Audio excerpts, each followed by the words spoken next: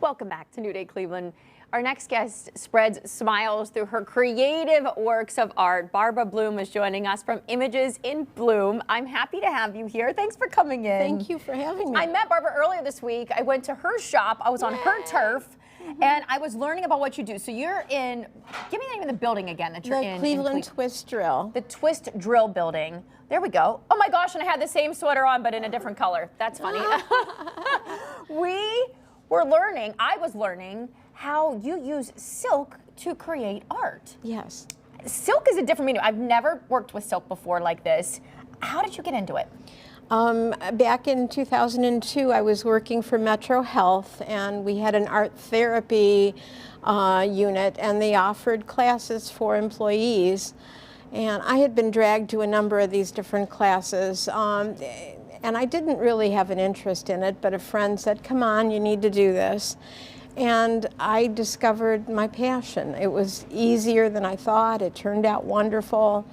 I got so excited I bought a lot of supplies and I started the whole process, and I think everyone on the planet got a gift of a painted silk. The neckties didn't turn out so good, so we don't do neckties, but the scarves took off. And the scarves, if you take a look at what she has here, beautiful. Now you use an outline always, but it's not that you use an outline because you're worried that you're going to not do something the right way. There's a specific purpose for the outline. Like a coloring book, the outline it's made of a polymer called Gouda.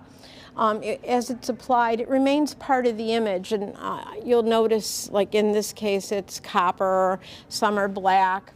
Those lines remain permanent to the actual end product, but they're acting as a boundary. So as you're painting, and Natalie, you discovered it's like watercolor. Very quickly. It's like water paint. When watercolor, when you put it onto the silk, it spreads very quickly. Yeah, and so that's to end it spreading out. Hopefully your yellow stays in the yellow and blue stays in the blue, etc. So you teach people how to do this too? I do. And you do it right there in your building? I do. It's called Silk Play Days. It's a 6-hour workshop, and I feed you. I bring, maybe not as fancy as the French restaurant. Oh, I'm sure it's going to be a lovely soup or a big bowl of salad. Wonderful. That's wonderful. And how often does it take then for people to complete something if they're doing a class with you? A scarf 11 inches by 60, they can get it done in 6 hours. Okay. I'm there to help too, and so there's no fear in this because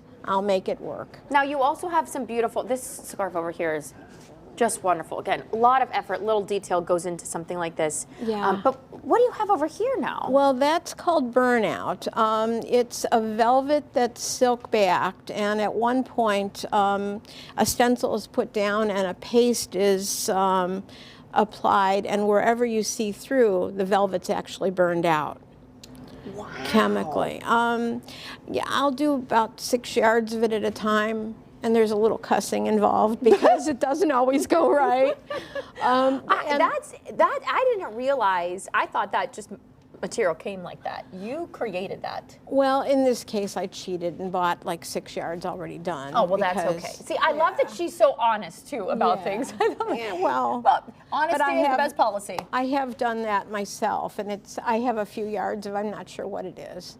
It didn't turn out like roses, and it didn't turn out like patterns. But that's what the artist way is, right? You just you make something still, and just because you don't know what it is, it'll eventually become something that's meaningful. Look, these beautiful, and we just are showing them now, these silk pillows that you've also done for the pet portraits for people. Yeah. How did that come to be? Are you a pet lover as well? And I am. Until recently, we had a dog who passed in August, and cats. We had dogs all of our married life. But about 10 years ago, I was asked to contribute to a fundraiser for the Cleveland City Kennel called Art for Animals. And I don't know if you want to zoom in on the cover, but it was pillows, just caricatures. A dog wearing a pith helmet, and, you know, Rosie the Riveter. And a friend saw that and said, you know, my mom's really ill. She's really pining over her dog that passed years ago. Could you paint something?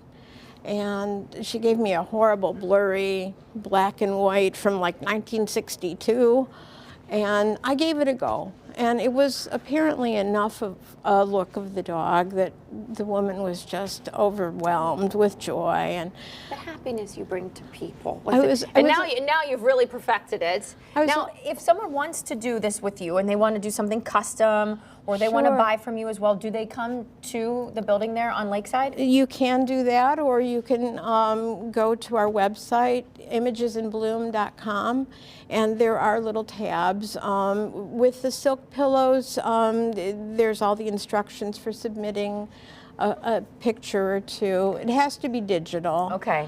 And you can go through all of that when you go onto the website. I want to quickly add, because I know we have to go. Yes. The soaps. Your husband, Steve, yes, creates soaps. When I was there, I bought 3 soaps from him because they just smelled unbelievable. And I know they're good, great ingredients that are put into these things, natural. All natural, plant-based. We haven't forayed into animal fats yet. And we do have, unusual to the soap making industry, a men's line. So and there's Wild Man, Sexy Man, Dude. What was the one you said David needed? Cranky, or not cranky. It was something about stinky or something. What'd you say? 'Cause you stink. 'Cause you stink. He was teasing her before about something, and she said, "Well, you might need this soap because you stink." No, I don't take offense. She knows he doesn't stink. She knows he doesn't. He actually always smells really good. Oh, yeah. He just works for him. But again, this is something that you and your husband, you're a wonderful couple. I thank you for coming in today, and your husband, Steve, for being here today as well. You've stood the test of time with what you've done, and you've found your passions right now, and they're very inspiring. And if you talk to them and you hear more about how they got to where they are, you will always want to support them. So I thank you both for being here today. Thank you. And we're gonna the segment we did is going to be in an upcoming show. Oh, very good. So good. it's Creativity in Cleveland. So make sure you stay tuned for that on an upcoming Monday. Thank you for coming in Thank today. you for having me. It's a pleasure to have you here.